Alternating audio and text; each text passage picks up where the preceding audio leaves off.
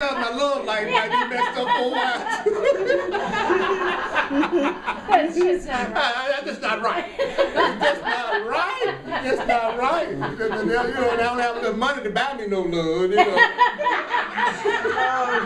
That's the one thing you can't do in this country. You can buy love. You know, you got enough money, somebody will love you. You know, the more money you got, the cuter you become. It's amazing.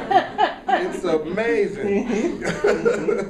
So, you know, so I'm listening to my story. I'm listening to the part of me that's telling me what to be aware of, and you know, I got something to fear. And then the Course in Miracles tells me over and over again, you need your learning the most. You need your learning the most in situations that seem most upsetting.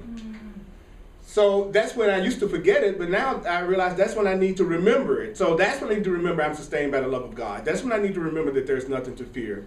And even though the Course says there is no future, then it also tells you to put the future that's not really there in the hands of God too. That if you believe in the future, which is the not yet, then go ahead and give the not yet to God. So it's like, so what I'm doing is every time a fear comes up, I substitute a thought of gratitude, and I use it to remember some lesson in the Course in Miracles around that. You know, it's like that's when I need it. Where you're most unhappy right now, that's where you need to tell yourself something completely different from what you would tell yourself normally. Well, it's not hard to be optimistic and spiritual when things are going the way you think you want them to go. That's no big deal. That doesn't mean you're a really powerful, aware being because today is seeming like it's happening the way you want it to. So now you really feel good. The test is when something doesn't happen. Yeah. Like I had a situation that happened the other night. I was getting something to eat, and then somebody came in. You hate these words.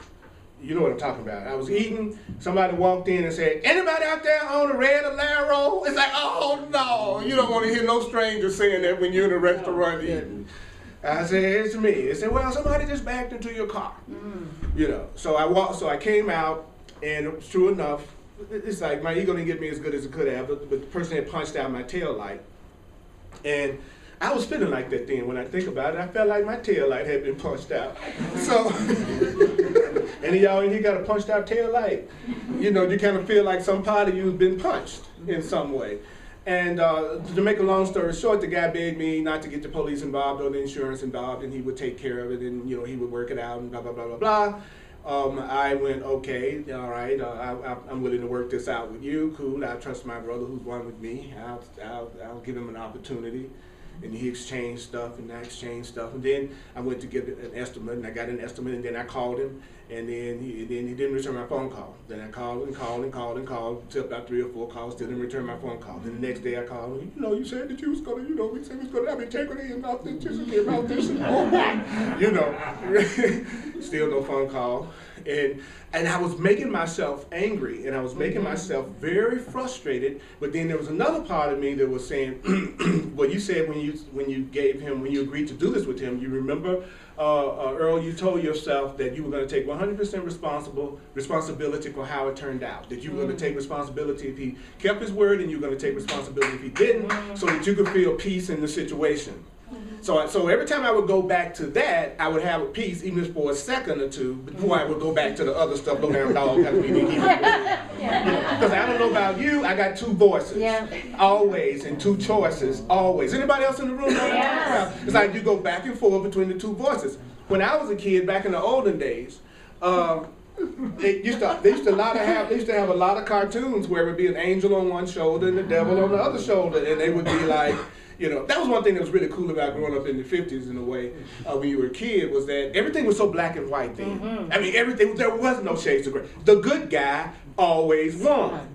You didn't watch some show and at the end of it the murderer would get away. You know, there was no such thing as that. You know, the bad guys wore black, which is, you know, kind of bugged me. And like the evil was black, the shadow is black, everything is not cool, it's always the dark. You want to get out of the darkness. It's like, how can I get out of the darkness? You know, I am the darkness. You know, like I said, you know, in black families, we don't have no black sheep of the family. We had a white sheep of the family. And I was the white sheep of the family. You know.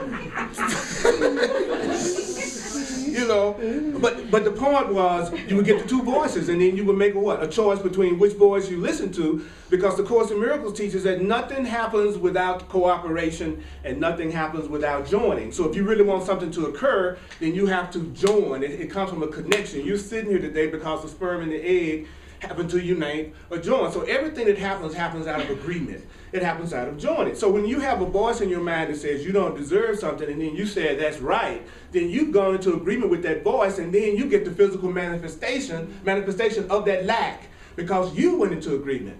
I can never be prosperous and wealthy. And then you go, yeah, I can never be prosperous and wealthy. And then you're the one going into agreement with that idea, and then you create the idea really, really fast. So people don't realize that all day long, you're always being advised from moment to moment, but by the part of you that loves you, which the Course calls the Holy Spirit, or the part of you that fears you and doesn't love you, which the Course calls the ego. But both of them are taking place in your mind. And then you see the world or have the physical experience that corresponds with the voice you choose to listen to. And you can tell the voice you're choosing to listen to by the way that you feel. It's very simple. I'm listening. Who am I listening to? Well, Earl, I think you need to run yourself over a cliff. Well, I should ask myself, well, where is this voice coming from? Which voice is this? And then the Course says the reason why it looks like the so-called negative things seem to manifest faster than the positive things is simply because you go into agreement more about the negative than you do about the positive. You think people could hurt you, or you think that things could go wrong quicker than you go, my whole day can be blissful and easy in every level. My ego, part of my mind go, huh, yeah, right. But when I say, well, something could go wrong today, the mind goes, oh yeah, something could definitely go wrong today. And then you see why that's the one that manifests the fastest. So I realized I was making myself feel bad. I needed to take responsibility for the decision I made. And the Holy Spirit was low down dog. Let me tell you what he did. The Holy Spirit, what the Holy Spirit at that point did was showed me in a loving way how many times I'd done the same thing. How many times I had made an agreement with somebody and it looked like I wasn't keeping the agreement that I made. And it was like that was really low, because I was really feeling self-righteous in my anger. And then all of a sudden I was shown, like, remember this, remember that, remember this, and it's more than this. And you did that, not to make you feel guilty, but to let you know that your frustration is coming from seeing yourself as different from this person, and you are not different from this person at all. So at that point, I called again and said, to the person basically that, I really had a feeling that they were really a cool person. That was my initial impression, and that I still would like to peacefully resolve this and handle this as soon as they could, Not coming from any kind of an anger place. And then I had made a decision within myself that I was going to let the Holy Spirit decide for me whether or not I needed to let it go. So I gave myself a certain period of time that if I had not heard from this person by that period of time, I was going to assume that that was God's answer to me to let it go and just go ahead and take care of it myself and get it handled. So that, because the Course in Miracles has taught me that when you make a decision, that's when you have peace. That conflict and fear comes from not making up your mind and not making a decision. Not from the situation, because you won't make a hardcore decision one way or another. That's why my heart goes out to all my Libra friends. My Libra friends, they feel it's like torture watching them trying to make a decision. Because they'll come up with something, then they go, but on the other hand, my mother was Libra, and it was like, oh, Mom, please, please, just make a decision. I want to go to the prom. Yeah, I'm telling you. So that's what you do. You make a decision, you give it to the Holy Spirit, and then you honor what your higher self is, a decision it makes. And you can set it up like that, like I did with the timeline. I went, okay, by this date, if this hasn't happened, then I'm going to take that's God's answer. So the minute I made the decision, I felt a lot more peace immediately, and to the point that I forgot about it. And then later on that evening, guess what? He called. He called. Soon as I released it, I've been trying to reach. He called. Now he calls me and says, "Oh, I'm sorry that it took so long for you for me to get back to you. What happened was I've been out of town. I had to go out of town really quickly because my younger brother and my sister-in-law were killed in a car accident and in a head-on collision, and the lady that hit them also died. And so I'm right now, I'm just staggered in my grief, and I'm also trying to figure out what I'm going to do with my niece. And so he just ran this whole thing. So I wasn't trying to give you the run around or anything like that now. And I'll be happy to take care of it. And it so happened the body shop that I took it to was a body shop where he knew the owner personally, and they were really good friends. So he could really make sure that I was taken care of. It's like soon as I changed my mind, the entire and I got a chance to bless him and remember the truth for him. And to comfort him, and I told him that I had experienced my own sister making a transition in the house fire and my brother-in-law this year myself, so I knew exactly what he was going through in terms of the pain, and I was able to join with him and ask peace with him. So now, think about this. I was wrong. I was totally angry, making myself upset, had figured out what was going on. The guy was trying to stiff me, not keep his word. All this stuff, and guess what? My perception was wrong. I know in New Age circles we don't like the word wrong, but it was wrong. Okay?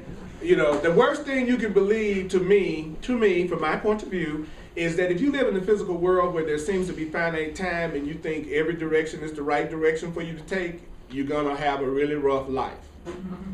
You know, because you don't have time enough to try every direction. Now, at your infinite being level, yeah. But if I had to make the decision about coming over here to do my class or go to a movie right now, if I went to the movie, that was a wrong decision in terms of my goal, which was to be here to do the class today. To say that was the right decision to go to the movie anyway, even though you're sitting, in my perception, that would make me New Age flaky. And New Age people can be flaky as hell, you know, in terms of not being authentic about what they say they're going to do, and then when they don't do what they say they're going to do, come up with a metaphysical explanation as to why that was okay. You know, this is a spiritual, well, I know I kept you waiting for an hour on the corner when I said I was going to pick you up, but that was just divine order, you know. It's like, it might have been divine order, but doggone it, I wanted to be picked up an hour ago. You know, that's what you said you're gonna be here at 3 o'clock. I really appreciate you being here at 3 o'clock. I'm sorry, that's the way I look at it. You know what I'm saying? And he's innocent, they're innocent, I'm innocent. My point was, I practiced the truth in that situation so that I could get back to my peace. I felt the feelings of conflict that I was having. I realized that because there's another rule too that came into play. After studying the course 30 years, one of the things that I've recognized is that 99 and 9/10% of the time, if not 100% of the time, when I'm angry and upset, my perception is distorted. And that I'm not seeing the situation correctly. So the angrier I get, the more the possibility that I'm not seeing things correctly comes up in my mind. Where in the old days, when I was really, really angry, that's when I thought I was most correct. And so I cut back on so much drama in my life by going, you know, I'm really upset right now, so I'm probably wrong in my perception of what's going on. Let me breathe for a minute and let me ask for another way to look at this. How do I know I'm probably wrong? Because I'm very, very upset. So if you have a lot of conflict about your financial situation in some way right now, or relationship situation right now, you are seeing your relationship situation and your financial situation incorrectly. So if you feel, so the more upset you are, the more you've forgotten what the truth of the situation is. That's the truth. You know, and that's what I was shown again in this situation with the guy with the car. You know, with my car. I was making myself very, very upset. He was dealing with something 10,000 times more at the level of the world, more intense for him to deal with. He wasn't even thinking about me. It didn't have nothing to do with me, whatever. My own specialness and my own little self-importance always makes me think the whole freaking world revolves around me and what it is that I'm feeling and what I'm going through. And that's part of the problem right there, is I lose sight of my equality with everything around me, and then all of a sudden I think that somebody's trying to hurt me, when usually they're not trying to hurt me, they're just offering their own perception and point of view. So I had to stop excluding myself from whatever I was seeing around me. And that's the last thing I want to say about that, is that the other thing is to get in touch with the no exclusion thing. You know, and the no exclusion is, there's not a quality that any human being possesses that I don't potentially possess that same quality and the ability to do that same action, whether I choose to do it or not. If any human being can murder, I can murder. If any human being can be loving, I can be loving. If any human being can be jealous, I can be jealous.